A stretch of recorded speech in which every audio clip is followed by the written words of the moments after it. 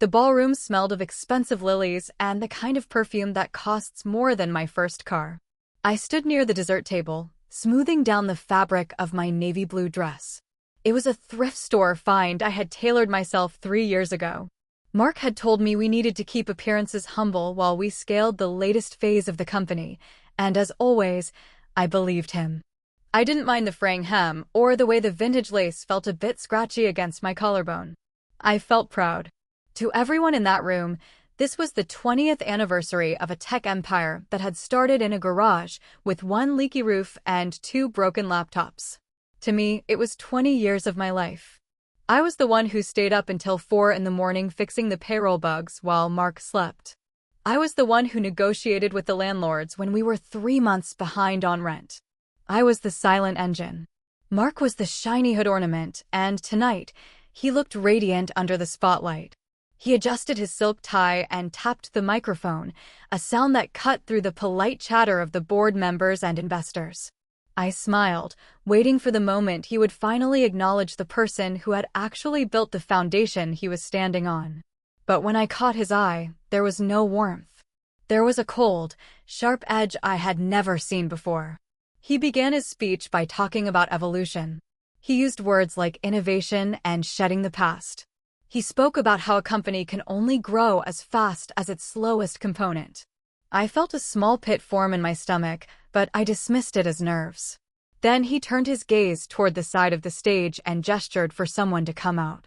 A girl stepped into the light. She couldn't have been more than 22, wearing a dress that probably cost as much as our first year's profit margin. Mark introduced her as Mia, the new face of the company's future. He called her a visionary consultant who understood the modern market in a way the founding team simply couldn't. The room went silent. I felt 200 pairs of eyes shift from the stage to me. Mark didn't stop there. He looked directly at me, his voice amplified by the speakers so that every board member could hear the death knell of our marriage. He told the crowd that while some people are good for the startup phase, they become stagnant. They become relics. He said that for the business to survive, he had to make the hardest executive decision of his career. He reached into his jacket pocket and pulled out a white envelope. He didn't come down to the floor to speak to me in private. He didn't wait for the drive home. He walked to the edge of the stage and held it out, calling me forward like a disgraced employee.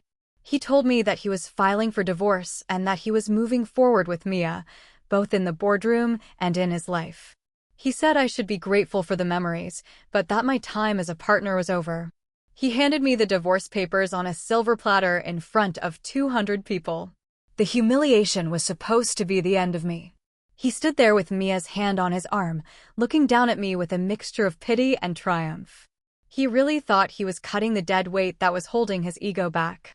He looked around the room, basking in the shock he had created, convinced that he had just performed a masterstroke of corporate and personal dominance. He genuinely believed that by handing me those papers, he was taking the keys to the kingdom and leaving me with nothing but the lace on my thrifted dress. He thought he was cutting the dead weight. He didn't realize he was cutting his own oxygen. The drive home was a blur of streetlights and the heavy, metallic taste of shock in the back of my throat. I didn't cry. I didn't have the luxury of tears when my brain was already instinctively shifting into survival mode, a habit I had developed during those first lean years that Mark liked to mention so fondly in his marketing materials. He called them the lean years, but I remembered them as the hungry years. I sat in our empty kitchen that night, the marble countertops feeling like slabs of ice under my palms. I looked at a framed photo on the wall from our second year in business, taken in the garage that smelled of oil and old cardboard. In the picture, Mark is laughing, his arm thrown around my shoulder, looking every bit the visionary leader. What the photo didn't show was the exhaustion in my eyes or the 3 separate job uniforms hanging in the back of my car. I was the one working double shifts at the diner and doing freelance bookkeeping until dawn just to keep the lights on in that garage. I was the one who skipped meals so he could afford the high-end prototype parts he insisted were necessary for his genius to manifest. He was the face that spoke to investors, but I was the strategist who drafted the pitches, the one who balanced the books when there was nothing but red ink, and the one who made the hard choices he was too soft to make back then. As the company grew, he started to believe his own press. He forgot that a face needs a spine to stay upright. Over the last 2 years, I noticed the discrepancies. I saw the line items for luxury boutiques and the five-star hotel stays that he claimed were for networking and market research. He would come home and tell me we needed to keep the belts tight, that we had to frugally reinvest every cent of our personal draw back into the infrastructure to stay competitive. I lived on a budget that was smaller than what most of our junior developers made, trusting that we were building a legacy together. Meanwhile, he was using the company card to buy Mia a diamond bracelet that cost more than our first 3 servers combined. He was dressing her in the life I had earned with my sweat. He treated me like a line item he could just delete to balance his emotional books. He saw a tired woman in a tailored thrift store dress and forgot that the woman he was looking at was the one who had built the very walls around him. He thought he was the architect, but he was just the tenant. I stared at that photo from the garage days for a long time, realizing that Mark had spent 20 years narrating a story where he was the hero and I was just the supporting cast. He really believed that my silence and my sacrifice were signs of weakness rather than a calculated choice to support a partnership that no longer existed. He thought I was a relic because I didn't need the flash and the jewelry to know my own value. I stood up and walked toward the small hidden safe in the pantry, the one he never checked because it was filled with the boring administrative filings he hated. Mark forgot one thing about the garage days. I was the one who signed the lease. The morning sun felt invasive as it spilled across the mahogany desk in Arthur's office. Arthur had been my mentor since before I even met Mark, a man who viewed business as a game of chess played with invisible ink. He didn't offer me coffee or platitudes about my marriage. He simply opened a thick, leather-bound folder and spread the original articles of incorporation across the table. I watched his eyes scan the lines I had written myself over a decade ago. At the time, Mark had been involved in a messy dispute with a former business partner from his college days, a guy who was litigious and vengeful. To protect our future, I had structured our company under a series of protective shells. I remembered sitting at the kitchen table with a headache, drafting the language that would insulate Mark from any personal liability or asset seizure. I had done it to save him. I had done it because I loved him and believed his dream was our dream. To make the shield airtight, I had placed the entirety of the voting shares and the ownership of the primary holding company in my name alone. Mark was given a grand title, a generous salary, and the public-facing role of founder and CEO, but on the dry, unyielding pages of the law, he was an employee. We had never bothered to change it once the lawsuit blew over, because Mark found the legal side of the business tedious. He wanted the stage and the applause, not the tax filings and the corporate governance meetings. He had spent 10 years signing documents I put in front of him without reading anything but the signature line. Arthur pulled out a magnifying glass, tracing the flow of assets from the holding company down to the operational branches. He stayed silent for a long time, the only sound in the room being the ticking of a grandfather clock and the rustle of heavy bond paper. He looked up at me, his expression shifting from professional focus to a grim, appreciative smile. He noted that every piece of intellectual property, every patent, and even the lease for the headquarters was owned by the holding company. Mark's fancy title was exactly that, a title. He had no equity. He had no leverage. He was an at-will staff member whose employment could be terminated for any reason, or no reason at all, by the sole shareholder. I felt a cold shiver of realization. All those years I had spent making sure he was safe from the world, I had accidentally made him completely dependent on my grace. He had spent the last 2 years living like a king, splashing company funds on a mistress and a lifestyle we hadn't actually cleared through the board, because he truly believed the money was his to play with. Arthur flipped to the most recent expense reports I had managed to pull from the server before my access was flagged. He pointed to the wire transfers to Mia's personal account and the payments for her luxury apartment lease, all coded as market research or consultant retainers. Arthur leaned back in his chair, and for the first time in years, I saw him lose his professional composure. My lawyer started laughing. It wasn't a kind laugh, it was the sound of a man who had just seen a trap spring shut on someone who deserved it. He looked at me and told me that Mark wasn't just losing the house and the lifestyle he had grown accustomed to. He explained that by using company assets for personal romantic gifts and non-business expenses without the consent of the sole owner, Mark had crossed a very dangerous line. He told me that Mark had been spending money that legally belonged to a company he didn't own. He leaned forward, his voice dropping to a sharp, clinical whisper, and told me that this wasn't a divorce issue anymore. A divorce would have meant splitting our shared life in half and walking away with a settlement. This was much bigger than a domestic dispute. Because of the way I had protected him from his own past, he had now walked into a future where he was a criminal in his own boardroom. Arthur tapped the spreadsheet showing the unauthorized spending and said that we weren't just looking at a breach of contract. This was a clear-cut case of corporate theft. He looked me dead in the eye and said that this wasn't just a divorce issue, it was an embezzlement issue. I didn't waste any time. While Mark was boarding a private jet to a luxury resort in the Maldives with Mia, I was sitting in my home office with a glass of lukewarm water and a direct line to our head of IT.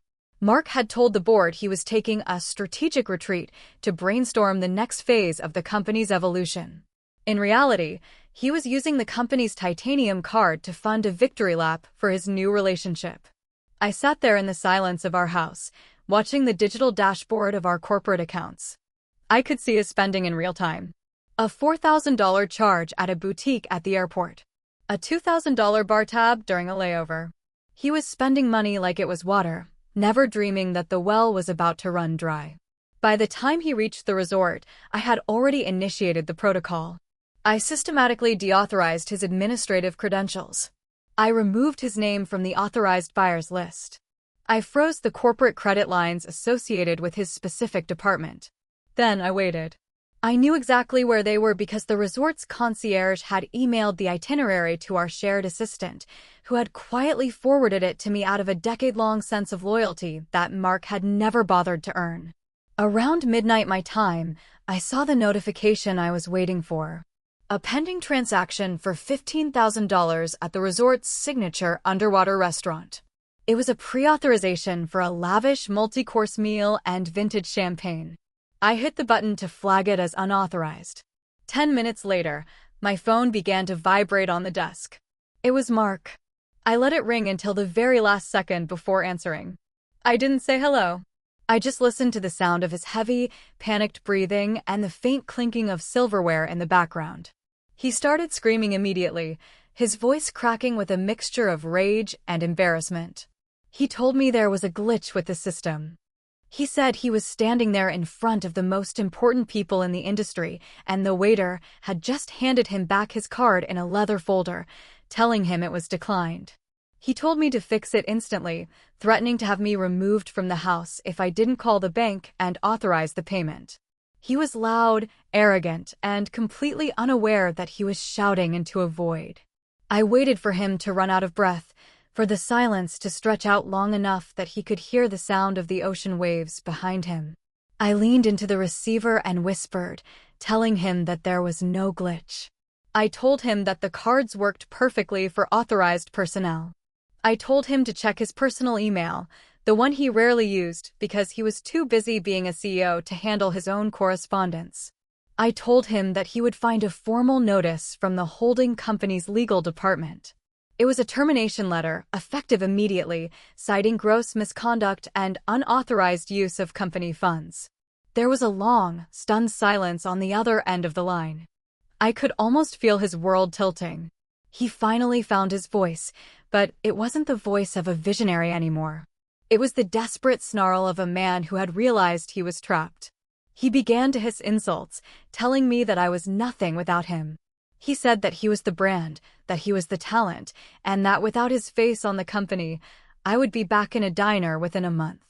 He told me I was a parasite who had finally overstepped. I didn't get angry. I felt a strange, cold peace.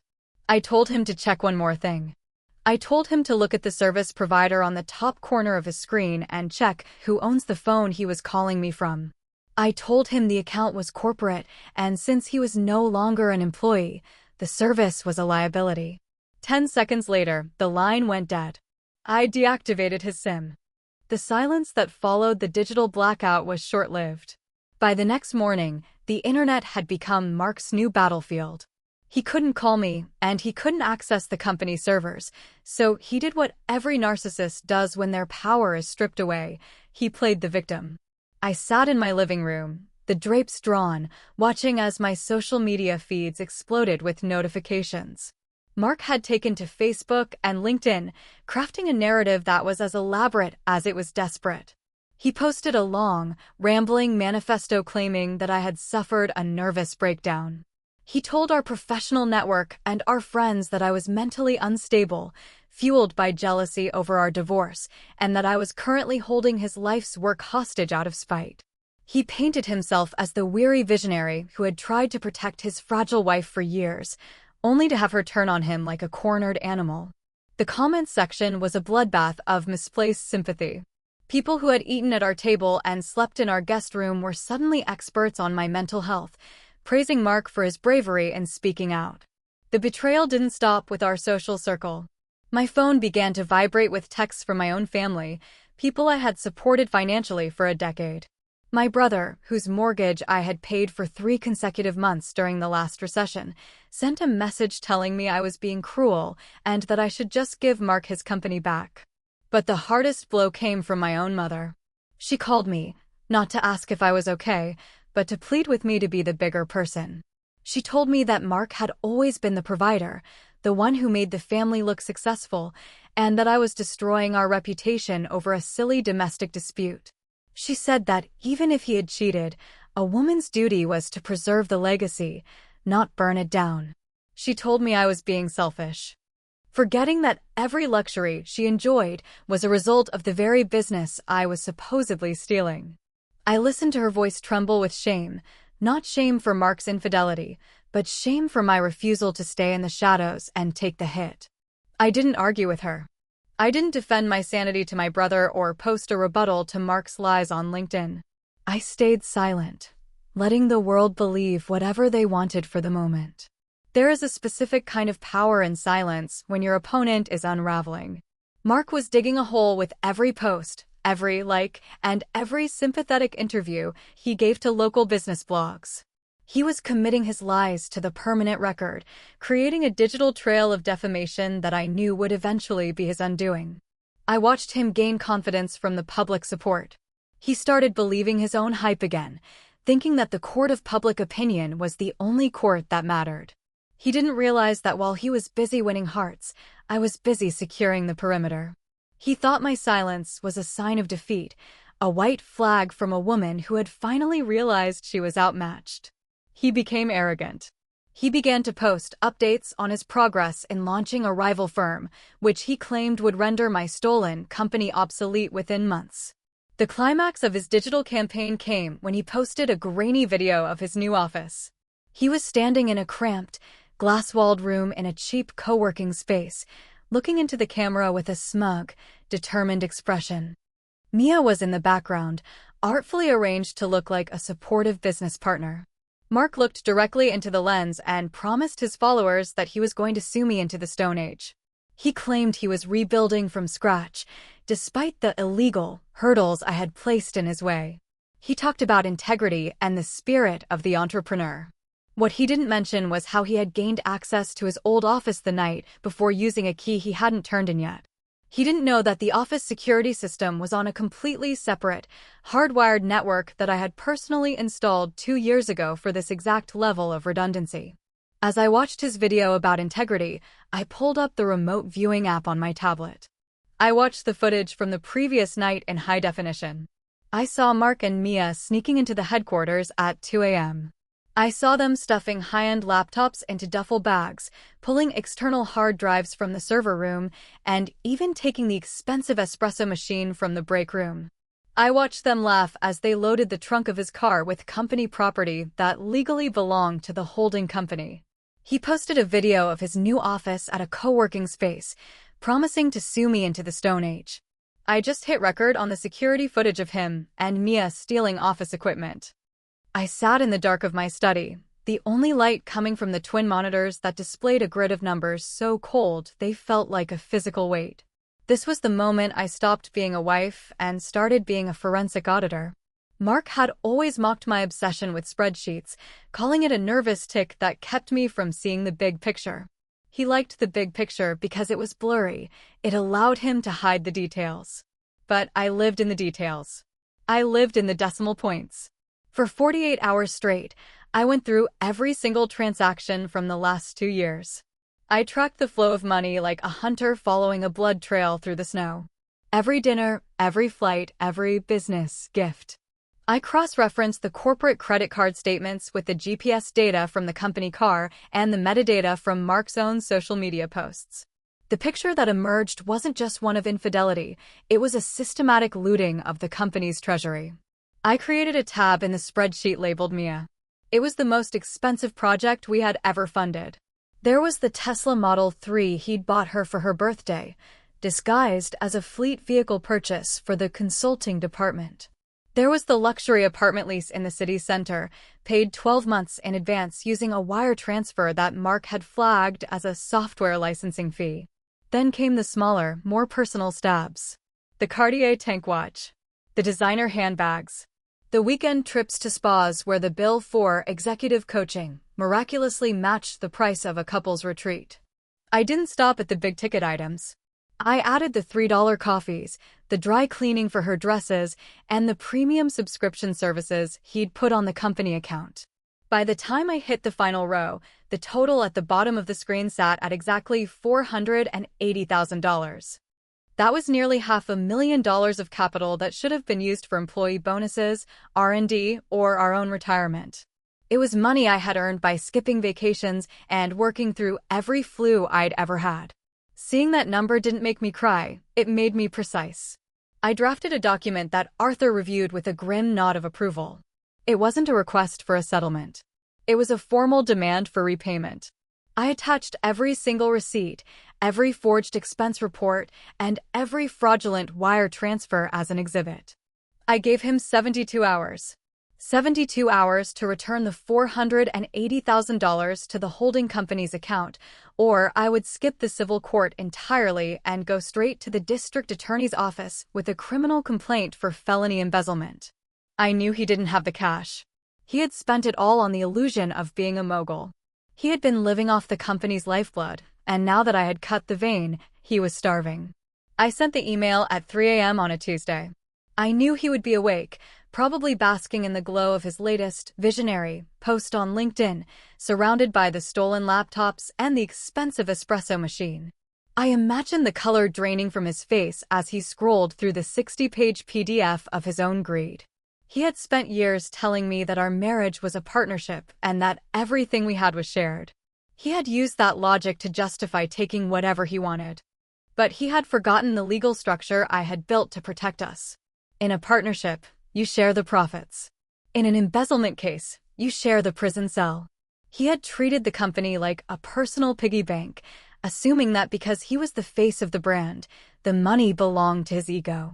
He had been so busy playing the role of the successful CEO that he had forgotten that a CEO is an employee with a fiduciary duty to the owner. And I was the owner. I sat back and watched the clock. My family and friends were still texting me, calling me a monster for financially abusing a man who was just trying to move on with his life. They saw a woman being petty. I saw a woman performing a long overdue surgery to remove a parasite. Mark had spent 2 decades convincing me that I was lucky to be part of his world, that I should be grateful for the crumbs of recognition he tossed my way. He thought he could walk away with the cake and leave me to clean up the kitchen. He thought he could trade me in for a newer model and keep the engine I had built. He was wrong. I didn't want a settlement. I didn't want a polite mediation where we split the assets and went our separate ways. I didn't want half. I wanted the whole. And according to the forensic accountant, Mark didn't just owe me his future, he owed me a past he couldn't afford to buy back. The sound of the heavy metal drill bit grinding into the deadbolt of my front door was the loudest wake-up call I had ever received. It was 8 a.m. on a Thursday, and Mark hadn't even waited for the 72-hour deadline to expire before attempting his final act of theater. I stood in the foyer, watching through the sidelight window as a confused-looking locksmith worked on the lock while Mark stood on the porch, pacing like a conqueror. He was wearing his best tailored suit, the one I had bought him for our 10th anniversary, and he was shouting directions as if he were overseeing a construction site rather than a breaking and entering. Parked at the curb was his car, and I could see the silhouette of Mia in the passenger seat, peering out over the dashboard like a spectator at a premiere. Mark had told her this was his house. He had told the world this was his house. In his mind, the man who provides the name on the mailbox owns the land beneath it. When the door finally swung open, the locksmith stepped back, looking uneasy. Mark marched in, his face flushed with a terrifying kind of joy. He didn't even look at me at first. He started pointing at the furniture, telling Mia, who was now walking up the driveway, where her new vanity would go. He looked at me then, his eyes bright with malice, and told me that my time in the company residence was officially over. He said he had already called a moving crew and that if I wasn't out by noon, he would have me physically removed. He screamed that he was the head of the household and the head of the firm, and he wasn't going to let an unstable woman squat in his property. I didn't scream back. I didn't even raise my voice. I simply held up my phone and showed him the screen, which indicated that a 911 call had been active for the last 5 minutes. The sirens rounded the corner of our quiet suburban street almost instantly. 2 patrol cars pulled up behind Mark's car, their lights reflecting off the windows of the neighbors' houses. Mark didn't flinch. He actually walked toward the officers as they stepped onto the lawn, flashing that polished, CEO smile that had charmed so many investors. He told the officers that there was no problem, just a domestic situation with an ex-wife who refused to leave his premises. He started to reach for his wallet to show them his ID, but the lead officer, a man who looked like he had seen enough ego for one lifetime, asked for the deed. Mark laughed. He told the officer that the house was corporate property and that since he was the CEO of the company, he was the primary occupant. He was so confident in his own lie that he didn't notice me handing a folder to the second officer. Inside that folder was the deed to the house, held by the holding company, and a certified copy of the corporate resolution I had signed 48 hours ago. The officer reviewed the documents, his eyes darting between the paper and the deed. He looked at Mark and asked him if he had any documentation proving he had the authority to occupy the building. Mark started to stammer, talking about common law and founding rights, his voice rising into a shrill, desperate register. The officer didn't want to hear about his founding rights. He looked at the paperwork again and then at me, asking if I was the sole officer of the holding company. I said yes. He then turned back to Mark and told him that since he had been terminated from the firm, he had no legal right to be on the premises. Mark screamed, "This is MY House," one last time, his face turning a dark, bruised purple. The officer didn't hesitate. He told Mark he was trespassing and instructed him to put his hands behind his back. The transition from king of the hill to a man in silver restraints took less than 30 seconds. Watching him be handcuffed in front of the neighbors while Mia hid in the car was poetic. But the real rhyme was coming the next morning at the board meeting. The air in the boardroom was thick with the smell of expensive coffee and cold, palpable fear. I remembered these men from the gala. 6 nights ago, they had been clinking glasses with Mark, chuckling at his jokes about stagnant relics, while I stood humiliated by the dessert table. Now, they sat in high-backed leather chairs, looking at me as if I were a ghost that had suddenly developed the power to haunt their portfolios. The chairman, a man who had ignored my emails for 3 years, cleared his throat and tried to initiate a tone of paternal concern. He started to talk about the optics of the situation, the unfortunate incident with the police, and how we needed to find a middle ground for the sake of the shareholders. I didn't say a word. I simply pushed a thick stack of documents across the polished oak table. It wasn't just the articles of incorporation this time. It was the intellectual property registry. I watched as their lead counsel turned the pages, his face going from a mask of professional indifference to a pale, waxy white. He leaned over and whispered into the chairman's ear. The message was simple. Mark didn't own the code. He didn't own the patents. He didn't even own the trademark for the company's logo. Every single piece of the company's genius was legally tied to the holding company I controlled. Without me, They weren't sitting in a tech giant, they were sitting in a very expensive office lease with a bunch of useless computers. The realization hit them like a physical blow. The loyalty they had shown Mark at the gala evaporated in an instant, replaced by the frantic, self-preserving instinct of men who see their net worth evaporating. They didn't care about Mark's visionary status anymore. They didn't care about his new face of the company. They cared about the fact that they had been backing a man who was essentially a squatter in his own C-suite. Suddenly, the room was filled with voices condemning Mark's behavior. They called his actions reckless, unprofessional, and a betrayal of the board's trust.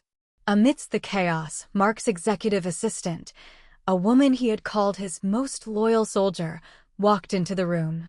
She didn't even glance at the empty chair where Mark usually sat. She walked straight to me and handed me a bright blue folder. She told the board that she had been keeping a separate log of Mark's business expenses for 2 years because she knew the numbers didn't add up. Inside was a meticulous record of every flight he had taken with Mia, every luxury hotel room, and every piece of jewelry billed as a client gift. She had even saved the screenshots of the travel itineraries he told her to hide from me. The board members scrambled to distance themselves, each one trying to prove they had always suspected something was wrong. It was a massacre. Mark's reputation was being torn apart by the very people who had helped him build his pedestal. The chairman looked at me, his hands actually trembling as he realized the leverage I held. He asked me what it would take to keep the company afloat, his voice pleading for a way to save the brand. I looked at the clock on the wall, then at the man who had laughed while my husband handed me divorce papers on a silver platter. I told him that I wasn't interested in apologies or excuses. I told him, I want Mark's name scrubbed from the building by noon. The fluorescent lights of the courtroom hummed with a low, persistent frequency that seemed to vibrate in my very bones. It had been exactly 6 months since the night of the gala, but as I sat at the petitioner's table, it felt like an entire lifetime had passed. I looked over at Mark. The transformation was staggering. Gone was the tailored silk suit and the radiant, sun-kissed glow of a man who spent his afternoons on a yacht. He was wearing a jacket that was slightly too large in the shoulders, and his hair, once his pride and joy, looked thin and dull. He was living in a 400-square-foot studio apartment in a part of the city we used to avoid, sharing a wall with a neighbor who played heavy metal at 3 in the morning. Mia was gone, of course. She had vanished the moment the corporate credit cards were deactivated and the Tesla was repossessed by the holding company.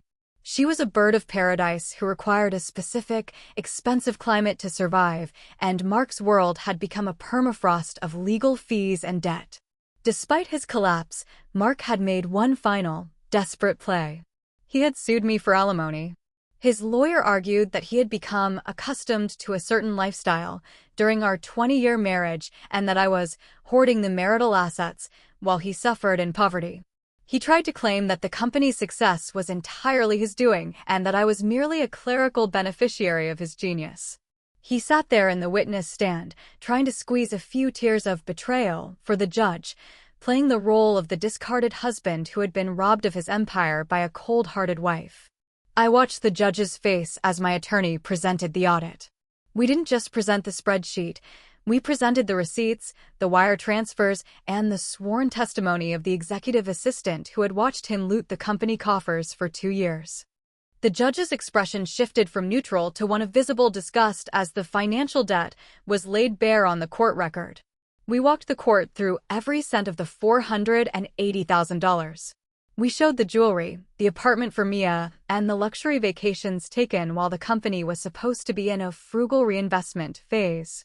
When the judge finally spoke, her voice was like a gavel strike. She didn't just deny his request for alimony, she shredded his character. She stated that alimony was intended to support a spouse, not to reward a thief. She ruled that Mark had committed a gross breach of fiduciary duty and had engaged in systematic corporate embezzlement. The judgment was absolute.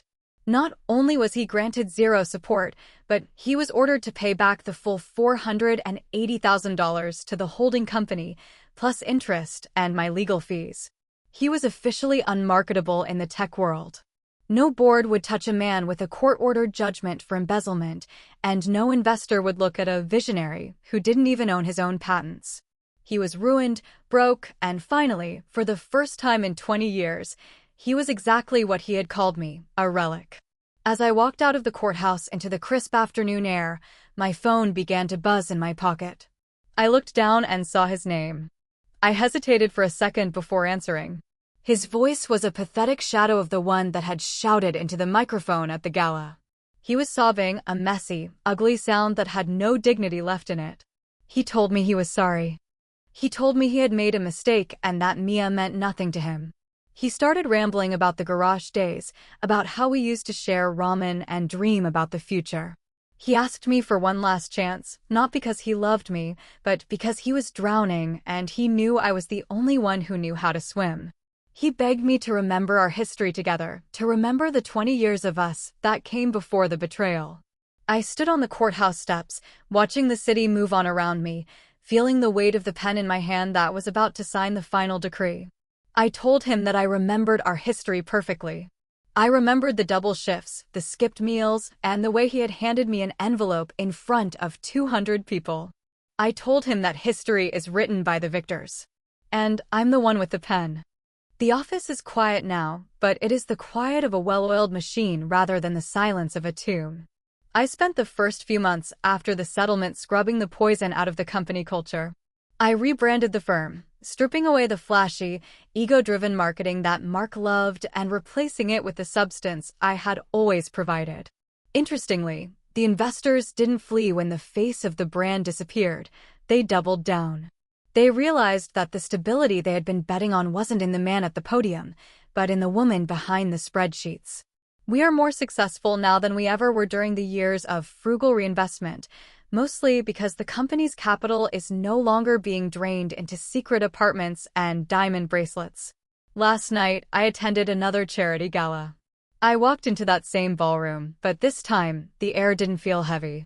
I wasn't wearing a thrifted dress that I had tailored myself to save pennies for a man who didn't value me. I was wearing a designer gown that I had chosen because I liked the way the silk felt against my skin, and I had paid for it with my own executive draw. When I saw some of the board members who had stood by while Mark humiliated me, they didn't offer me pity. They offered me respect. They saw a woman who hadn't just survived a betrayal, but had orchestrated a masterpiece of reclamation. The lesson I learned is one I hope every person listening carries with them. Never mistake a woman's support for her weakness. For 20 years, I was the spine that kept Mark standing, and he mistook my invisibility for insignificance. He forgot that the same hands that build a pedestal can also pull it down. I don't harbor anger anymore. Anger is too expensive a guest to keep in your heart. Instead, I keep a sense of cold clarity. I am the architect of my own life, and I no longer build rooms for people who don't intend to stay. If you think Mark got what he deserved, wait until you hear what my best friend did when she thought I was broke.